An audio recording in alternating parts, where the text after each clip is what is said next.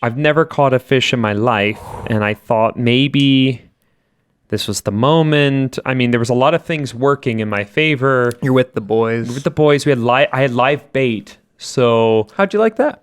Oh my gosh! Oh my God. He's oh, all right, like, one more time. Oh my God. So yeah, it freaks me out a bit.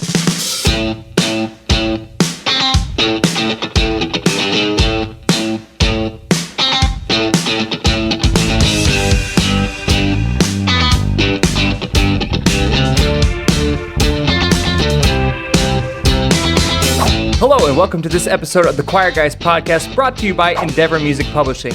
My name is Blake Richter. And I'm Danny Gutierrez. Oh, that was a shorter R this time. That was a little less than it was a little bit last less time. because we just had an episode come out, so we're gonna do a little bit less R each time. So eventually, Danny Gutierrez. I kind of like that. That's beautiful. Yeah, it was just a lot of tongue movement. It's like a tongue trick. Danny Gutierrez. So Danny Gutierrez, what are we going to be talking about today? Well, the main portion of our episode is going to center around honor choir stuff. So that's one of the beginning of the year things for a lot of people. I know in Missouri, at least for the high school people, right away we get ready for our the district honor choir festival, and those auditions happen in September. And I know there's other stuff too, right? Yeah, and right now we've got the National ACDA Honor Choirs, and that deadline is September 26th, and all the application Coming up stuff soon. Opens up tomorrow. Today's August 14th while we're filming. Oh, you can submit it up tomorrow, the 15th? The stuff comes out tomorrow, so you can, I guess... stuff is not out yet. Yeah, I think the stuff is out, but like you can start submitting things tomorrow. Okay. So we're going to be talking about our processes there and what we kind of do, so stick around and make sure you listen to that. So, Danny, we went to the lake with some friends. We went with some other choir directors. We went with Giovanni Hernandez. We went with Taylor Bryson. We went with the legend Jerry Scott, who we've mentioned many times on this show. And we went with our good friend Taylor Schaefer. One of your goals on this trip was... first of all, I thought you were going to swim, but you did not show up in swim trunks. I'm kind of mad about that. And so you did not even get in the lake, whatever. It was fine. It was relaxing, just chilling on the boat. It was not cool because you took a nap while we were all in the water, whatever. You just wanted to get away from us. Yeah, you guys are the young kids and Jerry, you know? Jerry got in. Jerry, you're still young in my book. But you wanted to fish. You're a New York boy, and you're like, I will fish. You've been fishing one time? No, I've been fishing. So I fished a couple of times. I fished one time growing up, but you've never caught a fish. I've never caught a fish in my life, and I thought maybe this was the moment. I mean, there was a lot of things working in my favor. You're with the boys. With the boys, I had live bait. So how'd you like that? Not very much. The live bait. So okay. Here's some video evidence. So do I open this up like this? Yeah, you open that. How are you feeling about this, Daniel? And are they going to come out, or what's going to happen? Wait, what are you doing? What are you doing? Step. And he's told me I can open it up. This is not how you open up. That's a sticker. All right, I got it then. There it is. Okay. I'm a man. I'm a man. One looks like it has a face, but it's just dirt on his eyes. He moved once I touched him. I'm going to take it out, and I'm going to put it in your hand. Just like, oh my gosh. No. Okay? No, Put out your hand. no, this is way too much pressure. I need to get it out myself. We're so close.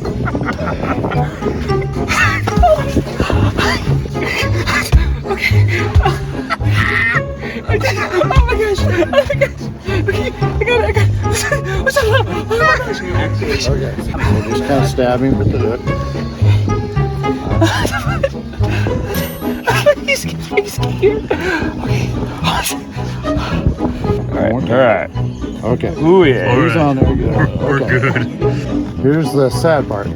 We don't need all this worm. Rip it off. We're going to break them off right there. All right, like, one more time. Okay, there you go. I have some trauma when I was younger with fishing. So yeah, it freaks me out a bit. It's just the worm, right? If I see a worm on my driveway, I'm not like, oh, let me just pick up that worm and and put it here. I'm not doing that. I'm just going to go live my life.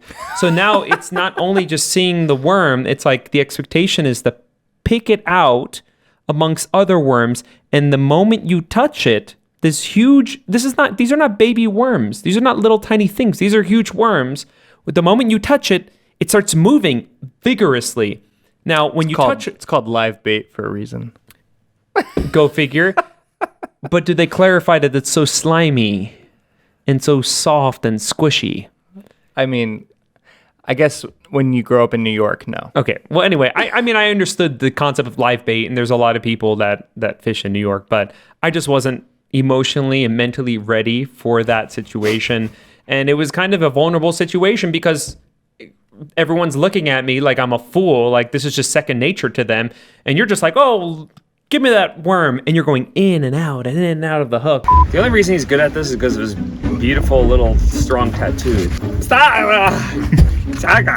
You and your little manly tattoo. Boy, that's a good boy. I'm impressed actually that you're just like doing it. Just like guts and everything. That's how a real man does it. It was actually very impressive. Well done. I didn't think you had it in you. Like skills of being a serial killer someday. Like I've got skills of being a serial killer someday. All right, we can talk about your serial killing techniques another day. Patience and quiet. Yeah, those are my two middle names, Patience and Quiet. Hey, how you doing? Hey, I saw a little. Oh, that was a. This is my arm. Stop. Gosh. How soft is it today? Pretty soft. I'm gonna put my John Deere hat on because it makes me fishing good. John Deere. Originally, I was a New Yorker. I don't know how to say it. New Yorker. And I was from New York, Long Island. That's where I'm from. And I came out to Missouri. And I was actually with the choir. We were on a tour on a bus, actually. We were going around. We actually stayed at Iowa. And we're looking out there, and I saw a tractor, what I thought was a tractor. And I saw it said the John Deere thing. I went, oh, they make tractors too? I thought it was a clothing brand. John Deere. I did feel bad because, Taylor Schaefer, he's fished a few times, and I was born in Michigan, grew up near Lake Michigan, and so my dad loved fishing, my grandpa loved fishing, so I went fishing a lot. But Taylor literally caught 3 fish like in a row. And you were like, okay, let me try again, and just it kept not working out. 3 fish. 3 fish. First cast after the day he gave it to me. And then I was like, okay, let me try it. And then I caught a bass. He caught a beautiful fish. It was a beautiful bass. Danny, I got a little present for you. Hey, Danny. Come here, buddy. Come here. You want it? You want a piece of it? You want a piece of it? Get that away from me. You want a piece of it? No, stop. I don't know how it happened, but I do feel for you. The worst part for me was this. So, yeah, there was a direct sequence where I was trying actively for 30, 40 minutes. Then I'm like, I just can't do it. Taylor takes the rod, sends it out. First time catches a fish. That could have been me. But evidently I don't know how to cast. And patience and silence, 2 things you love. It was embarrassing at one point. I kept talking loudly, like, I'm going to get you fish. And then Taylor Bryson was like, be quiet. He was not happy about that. We all, we've been there with something in life. So I guess the thing for you is just fishing. We've struggled One with. day I'll catch a fish. Yeah, it's going to happen. Yeah. And hopefully I'm there with you and I'll capture it on video. You're just saying that because you got the big bass. So you're like looking down at me like, yeah, sure. Hopefully one day as you have your big bass in your hand. I like big bass and I cannot lie. Anyway, on to something else. Now it's time for everyone's favorite segment, Hack Yeah! Heck yeah. Heck yeah. Danny, what is your hack for this week? Your classroom hack. So the hack is a painful one, but it's necessary. Sometimes you have to step away from the piano. I would say if I had to rate my piano skills from a scale of 1 to 10, so let's say 1 is someone who doesn't play piano at all, and 10 would be like the best accompanist we've had. I would say I'm a solid 3. And I think that's a fair statement. No. I mean, I think you I'm can go up functioning. to I'm functioning. 5. I mean, maybe on a good day. I if would say practice I'm a little bit. 4, so you've got to at least been a 5. You're being a little fan. That's very generous. You're better of you. than me. That's very generous of you. But I know, like when I first started teaching, no, I couldn't. There was nothing I could do. I could barely play like a melody with one hand. And then, over time you pick up stuff. But what I've realized is that the more you pick up, the more you want to actively be in that process. But sometimes that's not what's best for the students. Sometimes I have to force myself. I'm like, nope, don't do it. You almost have to sit on your hands at times to just not do that. But what I've realized is that when you don't play piano, what it does is it initiates something in the student to take ownership of whatever they're doing, whether it's singing the right pitches or it's just being exposed and being confident. They have to do the work. And anytime you have a situation where you're doing less and the student is doing more, that's a good thing. And also, like in those top ensembles, a lot of those kids are very competitive and they want to be able to strive to be able to succeed in those moments. And so it's like, okay, it's on. There's no piano this time. I'm just going to go own it. Yes. So, yeah, and it's good for their musicianship as well. So my hack is, if you have a large choir program, or even if you don't, every student wants to feel recognized, wants to feel seen. And so how can we as teachers recognize those students and kind of highlight those students and highlight their success and highlight just them as people and make them feel seen? So what myself and my co-teachers have done is we do a student of the week in every single choir class. So we have 6 different choir classes. So every week there's 6 students of the week essentially. And so we put them out on our school social media. We'll sometimes put them out in newsletters. We'll sometimes send them out to parents and just celebrate these kids. And it makes them, again, feel seen. It makes them feel supported by their peers. They're nominated by their peers. And you might think that sounds like a lot of work. Well, it can be, but luckily our district pays for this thing called Class Intercom, and the students, we have like social media managers, and at the high school or level, or maybe even at the middle school level, maybe you can even have students do this without Class Intercom. You can have them do it on like a Google Doc or something. They can take the picture. They can have a script or like a template of what the post can be about. A student can fill out a Google form saying like what their hobbies are, a fun fact about themselves, so that way we can get to know that student a little bit more in a different way on the social media Student of the Week post. But it's just a great way to highlight those students. And then again, it doesn't have to add a lot of extra work to the teacher, because you can have students take a picture and you can have students send out a Google form and have students create the post.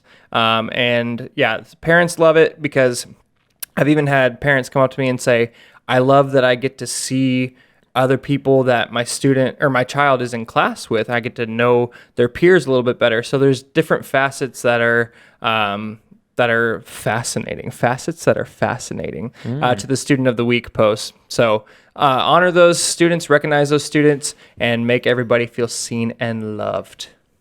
All right, so as part of our main portion today, we're talking about students auditioning for honor choirs, and we're also going to be talking about being on the other side of that, being an honor choir clinician, what that entails, the stresses that are involved, things to look out for. So first, let's talk about the students that audition for honor choirs. Now, Blake, Danny, you had a lot of students audition for the Southwest ACDA choir, the regional ACDA choir. Is that correct? Yeah, we had, I think, 40, how many students did you have audition? It's between 40 and 50, I think, that auditioned. And how many made it? 28 of them made it. Now, here's what I'm going to say. If you think I'm not going to send any kids in, or if you're a student that thinks I'm not going to make it into one of these regional choirs, the reason we had so many kids make it is because not a lot of people submitted auditions.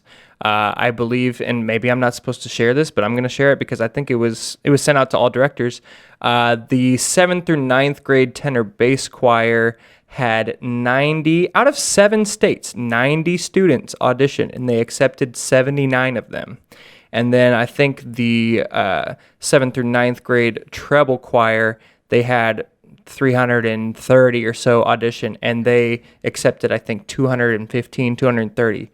So submit your kids, because you have no idea who's going to get accepted. Also, like, those kids loved that experience as well. You've done a few others. Like, for instance, you did the Missouri all the 7th, 8th grade, the Missouri all like Yeah. NCDA choir as well this past summer. And how many students did you have do that?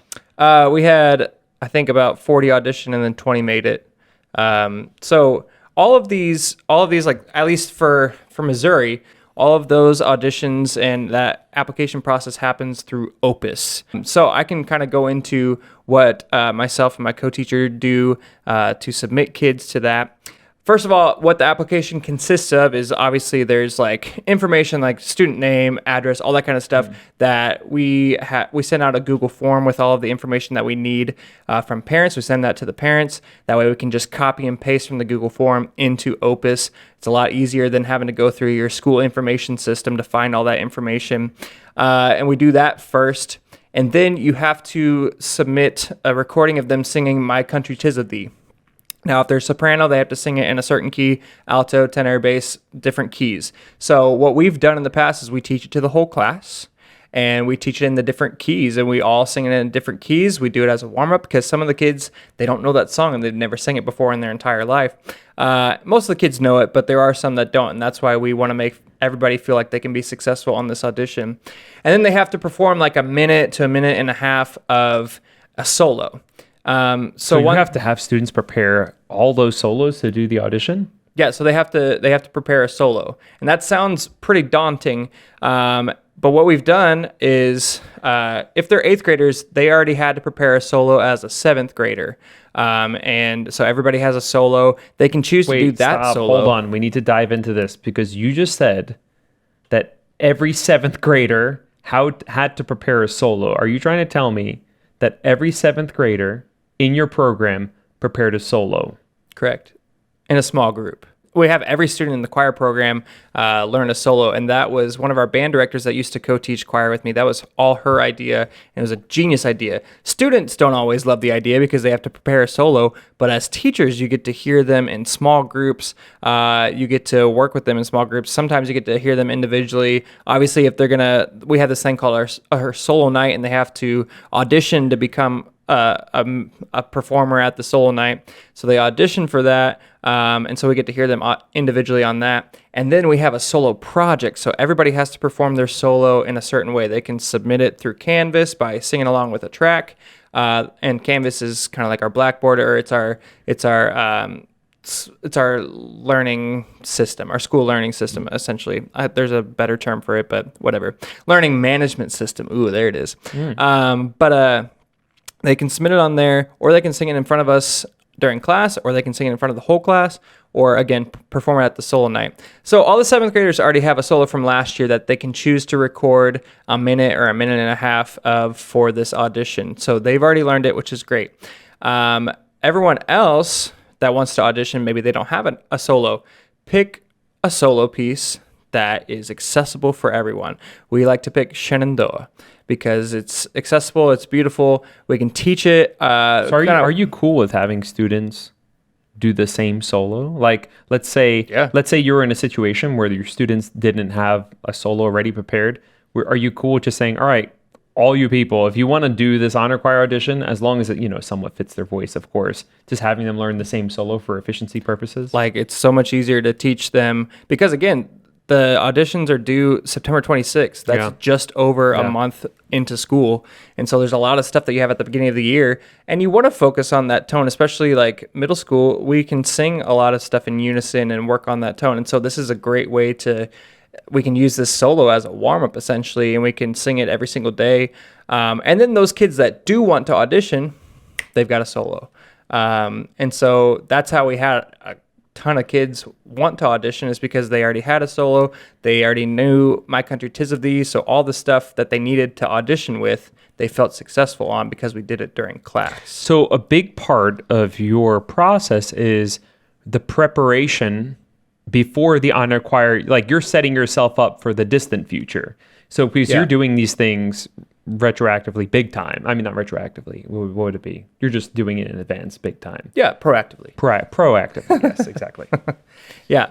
And, last year was the first time that we had submitted kids to the Southwest ACDA Regional Honor Choir, and it was a game changer for the kids. Like, they got to sing in the best choir they've ever sang in.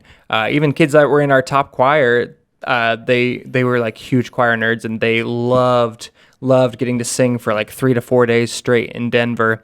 And they came away saying that was the best choir I've ever been a part of. I want to do this again. Is next year's national, and it's in Dallas. Okay, I'm totally there. That's a lot closer than Denver. Like, they're excited about it, and it essentially, it helps with retention of students because they want to keep going. They see what kind of choirs they can be in the future.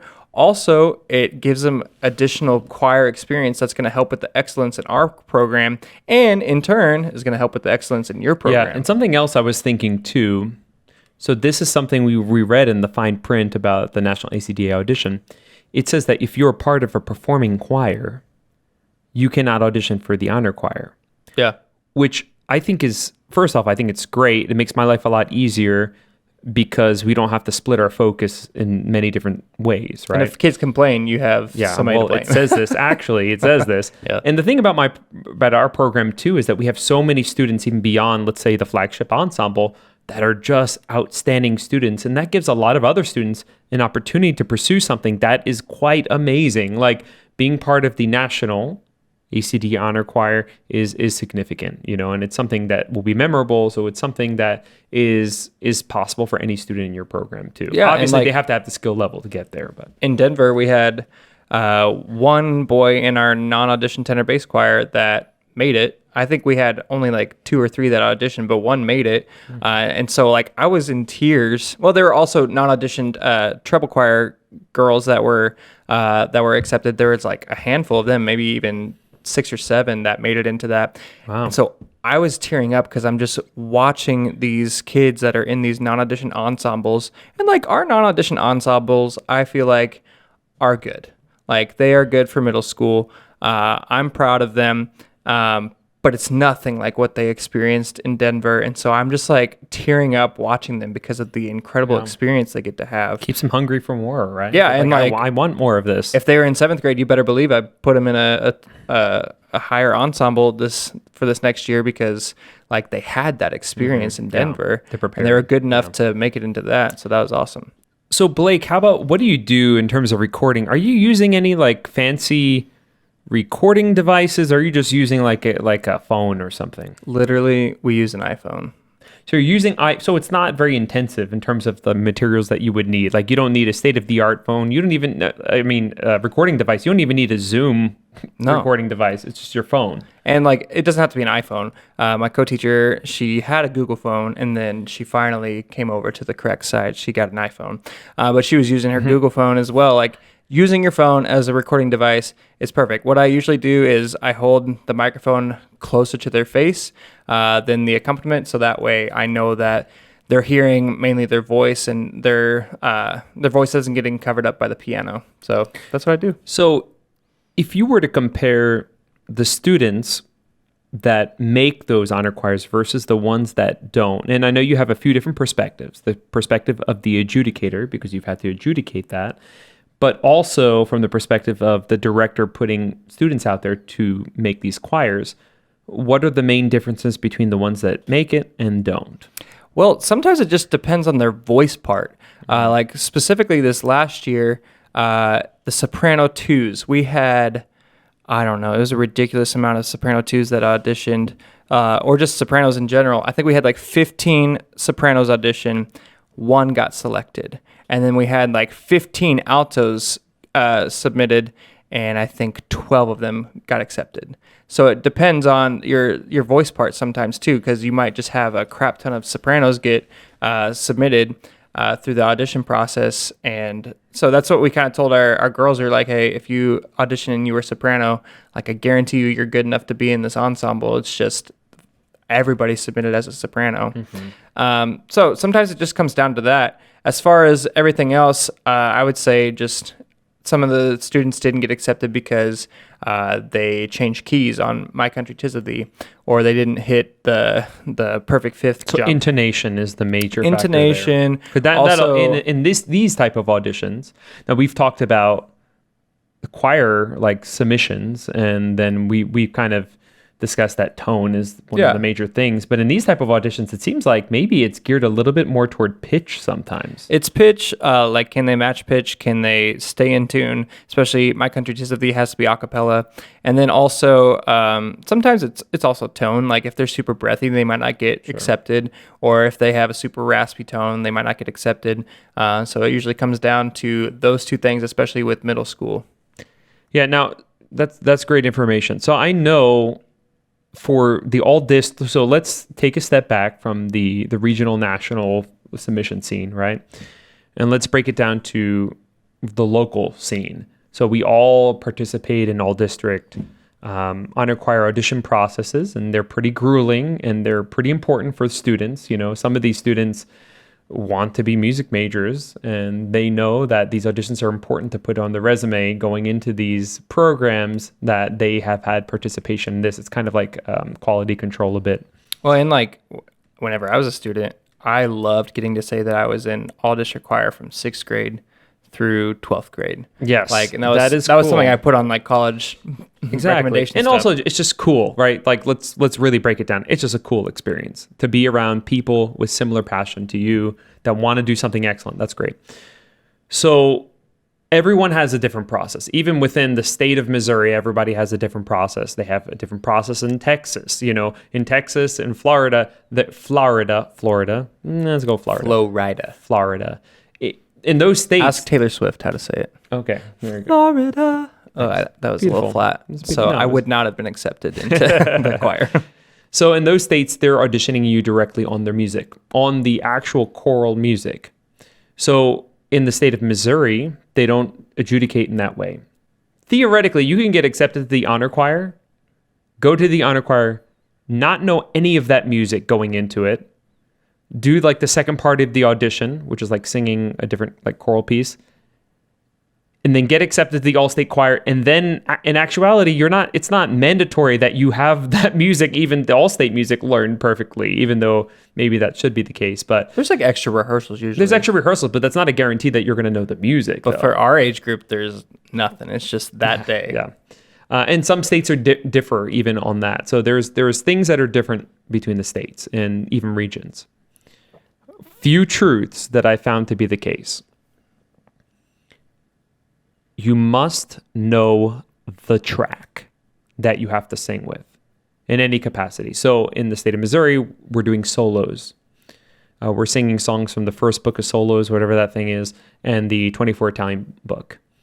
You can pick one of the two sources to do a solo. People that are great singers, or even people that are strong musicians, it doesn't matter unless you know the track. Simply, you have to know the track. You have to know the tempo switches. And there's some crazy variations. Like if you just listen to the accompaniment track that goes with the 24 Italian songs, like Ocesate is not Oce, it's Ocesate di piegarmi Ocesate. It's a crazy tempo. If you don't know that going into it, yeah, the way I sang that in 8th grade happen. was super slow. And then whenever I heard it when I was judging, I was like, holy crap. No, it's insane. And these are things that you have to be aware of. If you're auditioning, let's say on the choral music, and you're auditioning how well you know the actual choral octavo, and they give you that random part that you're supposed to audition on, you better know that track inside and out. You better have a sense of what it's going to sound like, even for the sake of harmonic perception. Like you have to be extremely familiar with it. That's going to be a huge indicator if you're successful or not. The other thing that's consistent with a lot of these processes, there's normally some sort of sight reading component that happens. In my experience with my students, it's extremely important to be aggressive, to be aggressive. Have you judged the sight reading in our state? No, not yet. So this is, I was told this recently and blew my mind. So out of 10 points, I think the average sight reading score was like a 2. Dang. Like in certain categories, for tenors maybe a little lower, for sopranos maybe a little higher, but it's about like a 2, I think. So in some of the parts, that's remarkable. And if you listen to some of these auditions, it goes like this: the person comes in the room, welcome to the 2024-2025 You hear no sound from the student. You have 20 seconds to practice. Begin now. And then you hear, do, do. Oh, sorry. Do, sorry. I'm gonna try it again. Then you hear this. So what it became was a big apology fest. It was like just all of their insecurities out there in the open. And they like mutter something. And then they're apologetic about it because they feel super insecure about it. So what I teach my students is that you have to be aggressive and you have to be bold. I tell my students personally, the moment they start talking, when they go, item 3, melodic sight singing. The moment they say melodic 3 and then play that first pitch, they go da da. They play the scale. You just sing. You start singing once you're familiar with what the tonic is, what do is. You blast it and you sing out loud. And we're gonna do the hand signals and we're gonna have strategies on how to figure this stuff out. What I tell my students is out of 10 points, you have to at least get 7 points. That's the goal, right? You're gonna get all the rhythms right. Because really, if you take away the notes, a lot of the students will get the rhythms right. What I see happen a lot is they'll start doing it, and then they'll try to get all the notes, and then when they realize they can't get the notes, what do? They stop. They just stop. Do, and they'll go back to the. And then all of a sudden they're way behind and they can't get back on. So you have to get the rhythm. And then I tell students maybe get the first measure of notes because it's typically like doable, some sort of relation to the tonic. So maybe like do to a sol, worst case scenario, but normally like do, right? It's normally stepwise, maybe a do to a mi. And then the last measure, because it's going to be some form of like do so do or do ti do, something like that. And 7 out of 10, at least in the state of Missouri, can make you an all-stater. So it's confidence. And to get the confidence, they have to practice that, right? So they're not just you can't just say, all right, kid, be confident. Just go do it. Take one for the team. Let's go. Go get it done. They're not going to do anything. They're just going to do what they've done in the past. They're going to do what they practice. So they need a level of confidence there. They have to have that modeled too. Exactly. Well. Do you ever model exactly what they should do in the audition process in front of the whole class? Oh yes. Not only do I model what they should do, I model what they shouldn't do, what they will want to do. And the thing is this, they will all want to do that. That's what their natural go-to is. It's this apologetic, all my insecurities are out there. So we're trying to give students the experiences they need to know what to do, what not to do, insecure, what to do, aggressive, and use the strategies that you've taught them in class. Case in point, you have to teach them strategies, right? So make sure they know they have strategies they can fall back to. Doesn't need to be crazy. No one's expectation should be perfect here. That's where people really get messed up. And that's where I think the 1s and 2s come from. They get past the first measure. Their expectation is the rest is perfect, so they just stop. And really, perfect sight singing will happen, but it will happen for a very few elite students. Otherwise, it's most likely not going to be perfect. So I think those are the 2 things in a nutshell. Number 1, know the track really well. Number 2, be aggressive in your sight reading approach, but that also entails knowing what to do, having some sort of process in place. And through all this, how many all district members did you have last year? Do you remember? Wasn't it like 50 something, 58? I don't remember the number. It was a good amount though. And then you had 9 all-staters, including 10 that were recognized because they recognized the honorable mention now in the district, which means you were number 9 or number 10 in that process. Yeah, and then you had 6 or 7 actually go. I don't remember. Somewhere around there. Something like that. So yes. I mean, that process is really working. And in the state, it's difficult. So it's not like, because some states, it's you're competitive with the entire state. Yeah. Right. So you'll have one school having 40 people go. It's not like that. Everything is broken apart into regions. And, some regions are extremely competitive and some regions not so much. Right. So in our region, it's very, very competitive. That's just the nature of this region. And And yeah, so they had a decent amount of success with that. Yeah, and for all district for like elementary and middle school in our area at least, there's not an actual audition process. Like a director just submits up to like 16 to 20 singers, depending on your school size. And I know I've been guilty of this in the past. Sometimes I would just choose 16 students that I thought would excel because I didn't have the time to do auditions and everything. But now we've got more kids that really want to do it. And so we get people to sign up to audition, and we just audition them as teachers. So that way, if parents ask, like, why was this student chosen over this student? We can say, well, they auditioned and they got a better score, and we have stuff to back it up now. In the past, I didn't have anything to back it up, and I just had to be like, Because it seemed like the right thing to do. I always said they've auditioned all year long, and these 16 beat them out in the audition through the whole year. Yeah. Okay, so next we're going to talk about being an honor choir clinician, which we have both done. You've done many, many, many times. I have not done it many, many, many times, but I've done it enough times to be able to talk about it. First, you're going to go into picking out literature for these ensembles. It seems like it could be like an easy thing. Just do literature that you've done with your choirs. No. Not necessarily. You can with some, but some you cannot. So Danny's going to talk about that a little bit. Yeah, so first we kind of have to break down what is the point of a student even going to one of these honor choirs. And you mentioned it before.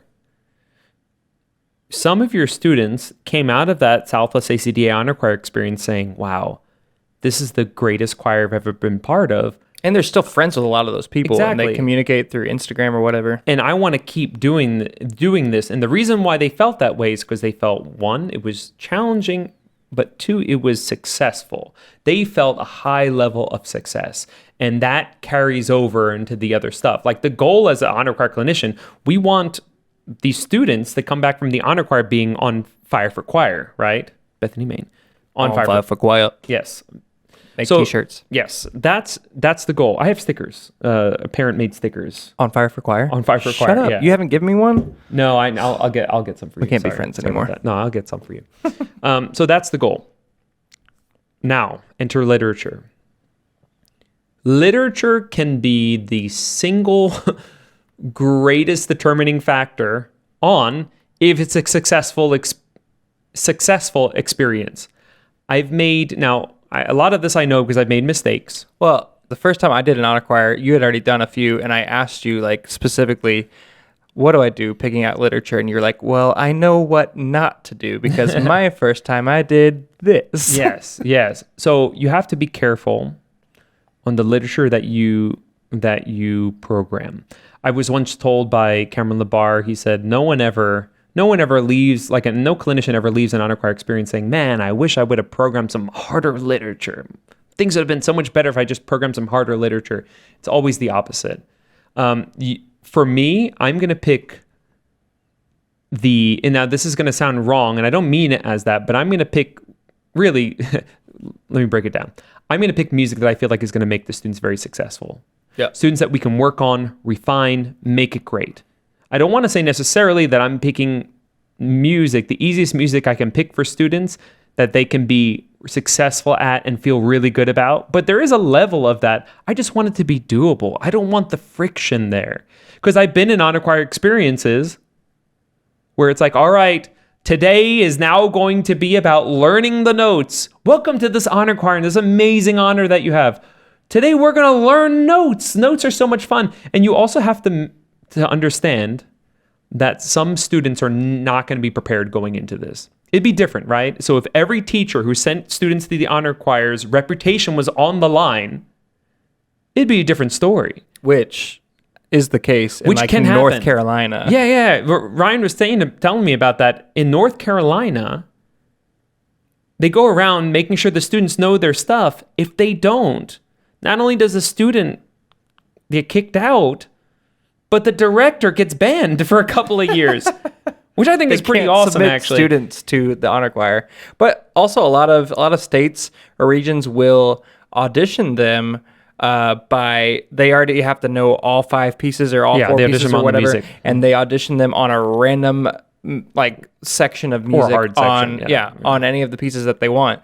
And so like they have to know everything before going in, which is genius because like I went into an honor choir experience, I don't know, it was about a year ago or so, and I chose Regina Celli by Dan Davison.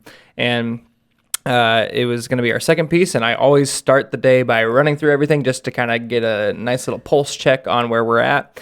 And they sang Regina Celli. I was like, okay, this is gonna be great. And then they stopped.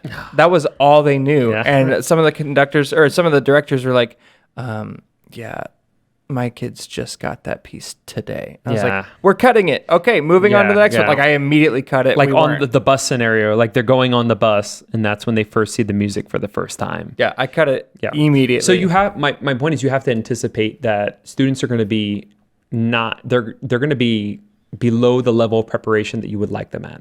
That's inevitably going to happen over and over again. and it's no one's fault. So Well, I mean, in certain It is cases, what it is. the logistics are set up in a way to where like it's not a priority. yes, I think it's a logistical fault. Yeah. And I would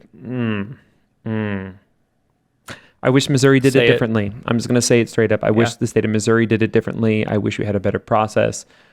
The process doesn't allow for success like it could, and I wish the process allowed for success. And a little like bit we more. have good honor choirs here. Yeah, we do. Could Oh, have no doubt about even it. better honor choirs. Our if state we changed ensemble it. is quite good. The mix, we have that one. The high school state ensemble is excellent. Yeah.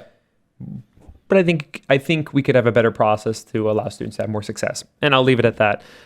So as a clinician, programming music that I feel like the students can be successful with, and also just like something they can like and enjoy. Take away something. Take away something good. How about you? What do you got? Yeah, my thing that I'm going to add to that, because obviously you were the one who told me like pick easy stuff.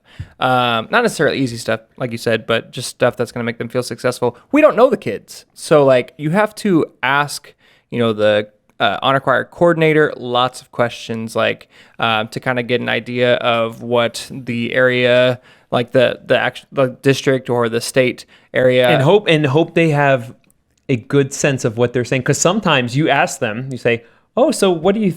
So is the level pretty good?" And they'll be like, "Oh my gosh, they're so good. You'll be blown away." And you go and you're like, "This wasn't as I suspected here." Or like This one was of the best different." things that you can do is you can ask for previous programs. Oh, your recordings and and then or like previous recordings. And then if you see who the clinician was the previous year, if you know them, or you look a couple years back, you can contact them and just not to like see if they're good or bad, but just to like see what you're getting yourself into. Cause like obviously you're still going to do it because maybe you signed a contract or whatever, or you're good friends with the honor choir coordinator, or frankly, sometimes this is my easiest way to make some extra money. And like, I enjoy doing it, and I get, they pay pretty well sometimes. You're still going to do it, but how can you have the most enjoyable experience for yourself and for the kids? So making sure that you contact all those people about that.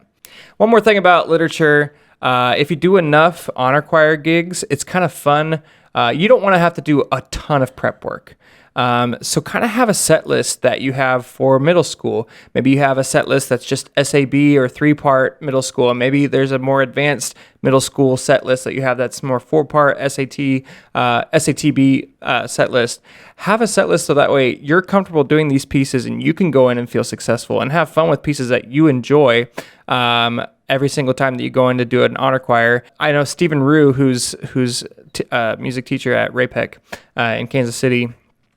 He told me that he's like, I have an honor choir set list that I do, and I do it every single time, and I don't ever have to like prepare beforehand. I just go, I show up, and I conduct because I know these pieces like the back of my hand. I'm like, that is genius. Yeah. You don't have to change it up every single time.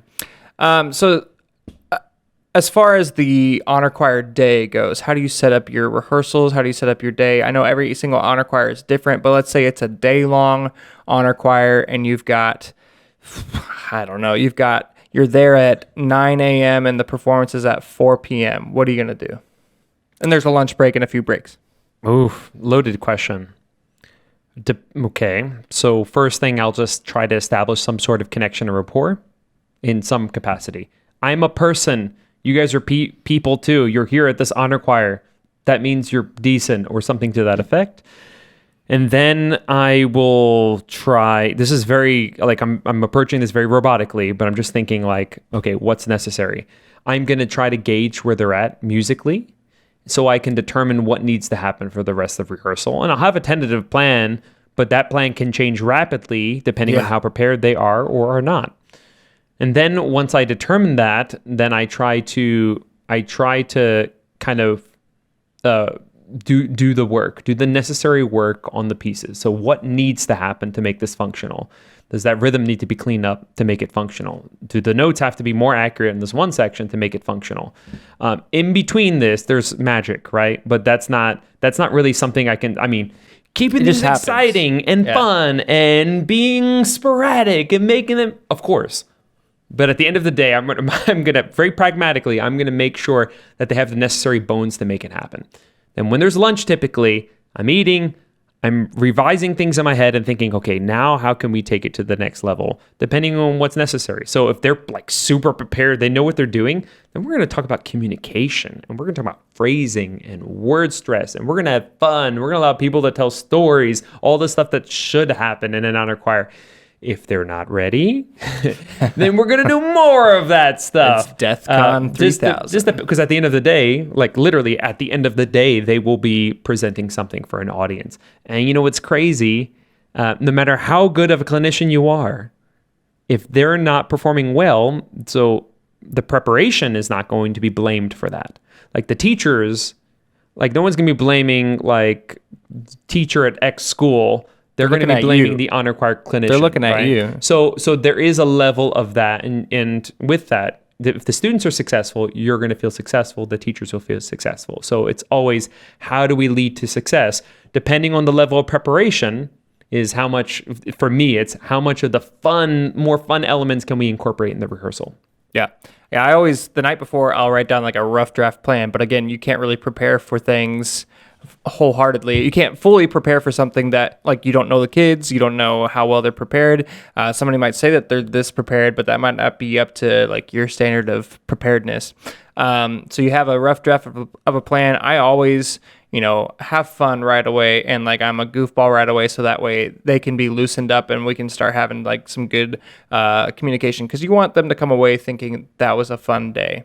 Some of my favorite honor choirs that I've done, kids come away and they're like, I wish I had you as a music teacher. It's like, that's awesome. I'm sure your music teacher's awesome, but I'm glad that you had a good time, because that just shows me that they had a good time. So, you're having fun, you're warming up, you're vocalizing just to kind of see like where their tone's at as well. Mm-hmm. And that can sometimes give you an idea of what things are about to be whenever you do the run through. Yep. I do a run through, and again, sometimes I've only had to do it once, but sometimes you might be like, yep, we're cutting that. Please never get that out again. And that kind of gives you a mental idea of what you're going to work on next. So it might give you 2 songs that really need a ton of work that you're going to work on before this first break. And then you kind of, after, when you get to your first break, then you have more time to strategically plan out some different things. So use all those breaks to kind of evaluate what's happened and what chaos has happened. Sometimes what I'll do is I'll sneak a teacher in there. I'll be like, hey, can you do me a favor? Can you get a pencil? Can you just write down anything that you feel like is wrong, but like there's going to be wrong stuff, but something that's like very glaring that it's going to be hard to be functional unless that's fixed. And can you write some notes so I can study them? And I actually do that because I like bringing teachers in on the process too, because they feel more connected to it. And then we'll just kind of address them if it's worth addressing. And that's a good way to do that process. Yeah, and you just have to tell yourself you can't fix everything. Yep. So what's going to be the most important thing? I tell myself, pick your poison. Yeah. Like, we're going to work on tone, or we're going to work on pitch, we're going to work on accuracy. Like, sometimes you have to make the choices, right? And again, the dream is you get to have conversations with those kids. You get to, have them speak out in front of everyone. You get to talk about phrasing. You get to talk about all these extra things. But sometimes you don't get to do that. And you just have to work on the music and make sure that you have a successful performance that afternoon or the next day or whatever. But this is all to say, districts and states, look at your process. Think about it. Is it the most conducive for student success? If it is not, consider changing your process. Even if the end result is decent or good, just consider the process, because that can make or break an honor choir day. It's possible to have a really good product and have not such a great honor choir experience time too. Just consider your processes. That's all I'll say. I'll leave that there. Look at your life. Think of your life choices. No, it's look at your life, look at your life, look at your choices. It's not look at your life, think about your life choices. I was making up my own thing. I'm sorry. Did I hear this from you? Look at your life, look at your choices. It's very New York. Does your mom say that? She said That's where I've heard it that. then. Yeah, there you go. You said it in class. My mom said a lot of things. Look at your life. No, I can't do My it. mom would be like, look at the spaghetti and meatballs. This is a delicious meatball. Speaking of spaghetti and meatballs, one time I had a dream that my friend, her water broke at a restaurant, but instead of amniotic fluid, it was spaghetti and meatballs. On that note, that wraps up this week's episode of The Choir Guys. Don't forget to subscribe to The Choir Guys channel on YouTube to be notified when new episodes are coming out. Listen and subscribe wherever you get your podcasts. Once again, The Choir Guys is brought to you by Endeavor Music. Make sure to browse their website before programming music for your next concert. You can follow the show on all social media at The Choir Guys Pod. To catch bonus content throughout the week, feel free to message us through these platforms if you want to hear us talk about something specific on the show. Speaking of something specific, tune in next time for a discussion involving co-teaching. Even if you don't, it's important to know what a collaborative teaching environment can be, even if you have to utilize students to have that element where you're working with someone else. So we're going to talk about co-teaching in the classroom. And we might even have one of our actual co-teachers sitting right here with us. Ooh. We've never had anybody else at this table with us. This will be the first time. Even if you don't have a co-teacher, you might have a student teacher someday, or you might have a practicum student someday. You need to tune into this episode. Thanks for watching, and we'll see you next time. Bye.